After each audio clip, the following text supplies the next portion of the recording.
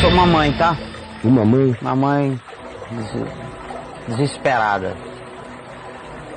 Seu Caio tem 36 anos e sou mãe de 3 filhos. Meu marido largou a família para ser missionário nos Estados Unidos há 2 anos. Agora ele me informou que casou com uma americana e que teve um filho com ela. Ah, sim, é claro, uma boa razão. Ele deixa os filhos, a mulher, vai para os Estados Unidos sob o pretexto de que está fazendo missões, como se isso desse uma isenção para canalice paterna, para safazedice paterna, para tudo mais ele abandona a mulher e os filhos.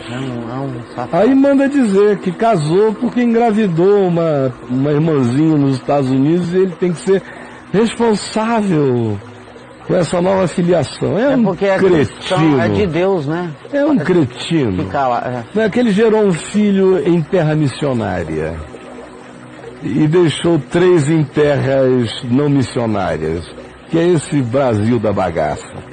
Agora isso é um canalha, não é, cara? É um cretino. Caio. Precisava de uma boa surra. Meus filhos, Caio, ainda não sabem disso e pensam que o pai está a trabalho. Ah, ele está trabalhando muito. Caio, eu devo contar a verdade aos meus filhos? Eu fico preocupada. Eu não sei nem qual é a idade dos filhos. Ela tinha que dizer. Ela não fala. Porque, pra que 36 anos. Ah, Caio, não, que ela filho? Tem, ela. Ah, tá. Eu pensei que os filhos tinham 36. Se ela tem 36, começou a parir com 22, ela não tem filho com mais de 16 anos. Não, ela tem filhos aí na faixa de 12, 13, 9, por aí. Não é? Eu fico preocupada com o que eles vão pensar acerca do Evangelho diante do que o pai fez. Não, e depois vão rejeitar o Evangelho. Não, é outra coisa que crente tem mania de pensar que Evangelho é a performance que um outro crente oferece para crentes observadores. Repete, Caião. Crente tem a mania de pensar que Evangelho é a performance que um outro crente maior ou mais importante oferece para os crentes observadores. Isso é Evangelho. Bom, se isso fosse Evangelho, quem é que ia falar do suicídio de Judas? Que mau testemunho, irmão. Pô, Jesus tem um discípulo que se enforcou. Que roubou dele. Que roubou! Que sistema mais frágil é esse, onde um cara mete a mão e rouba 3 anos e ninguém vê? O cara roubou Jesus. Jesus, e que Deus é esse que é roubado e fica por isso mesmo? Jesus deu mole. E depois tem esse escândalo, o cara se enforca, pegou dinheiro do templo, devolveu para o templo e se matou. Pedro, que mau testemunho, tinha que ser supresso do Evangelho. Esse historiário, essa narrativa sobre Pedro na casa de Caifás. Aliás, tinham que tirar quase todas as intervenções de mau testemunho de Pedro, né? Pô, Pedro dá muito mau testemunho, Pedro cara. tropeça legal. Tropeça. Aí no fim da nega diante de uma menina. 3 vezes. 3 vezes. Não vi, não repete vi. A parada. É reincidente. É incidente. Você vê, a gente está lendo Atos dos Apóstolos. Quando Paulo e Barnabé saíram no pau aqui, que diz que foi feio, houve tamanha dissensão. Os caras narraram. Que coisa horrível, tinham que ter encoberto. Porque apóstolo não se zanga com um irmão, nem com outro, nem com ninguém. Pau, né, velho? Não. Rapaz, que é isso? Parem com isso. A hora de salvar os filhos é essa, é mostrar que Evangelho é outra coisa. Que o pai deles não é o Evangelho, que nenhum homem é o Evangelho. Que o Evangelho é só Jesus, querida. Nós somos todos discípulos tentando viver o Evangelho todo dia.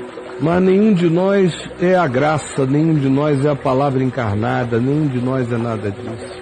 Ao contrário, quanto mais livre, simples e claramente a gente trata as coisas, sem fazer dele um demônio, embora ele seja um safado, canalha mesmo, safadão, mas tratando dele apenas como um indivíduo infantil, imaturo, que já não te serve.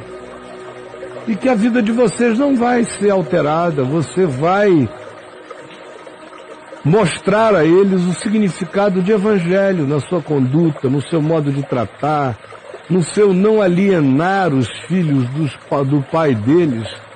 E quando ele vier aqui, quiser vê-los, que os veja. Mas prossiga a sua vidinha, cuide dos seus filhos, diga o que aconteceu na hora que você achar sábio. Sábio.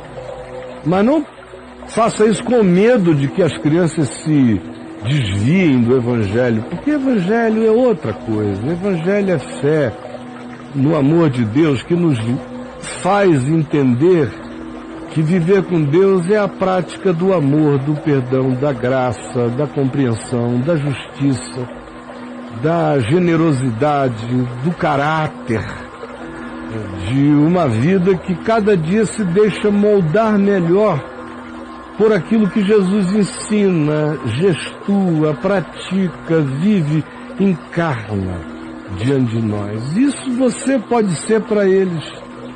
E vai depender muito de você não se tornar uma mãe lévola para os seus filhos e de não se tornar uma ex-esposa amargurada, falando mal do marido safadão e destruindo no coração dos meninos qualquer espontaneidade que eles tenham para seguir na vida. Se a gente não prejudica os filhos, mesmo numa hora como essa, e a gente trata tudo e todos com devido respeito e com verdade e clareza, eles não se perdem no caminho. Eu não estou falando de não se perderem quanto ao caminho do CNPJ, do endereço, do templo. Não estou falando de frequências a templos, eu estou falando de não se perderem no caminho de Deus.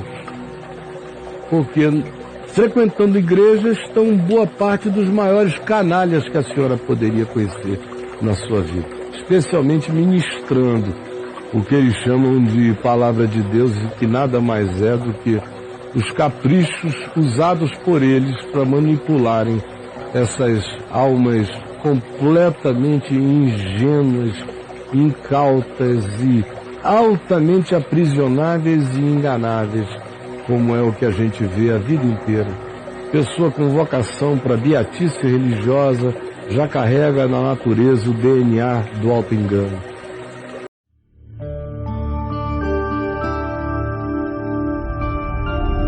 Vem VTV, o canal é você.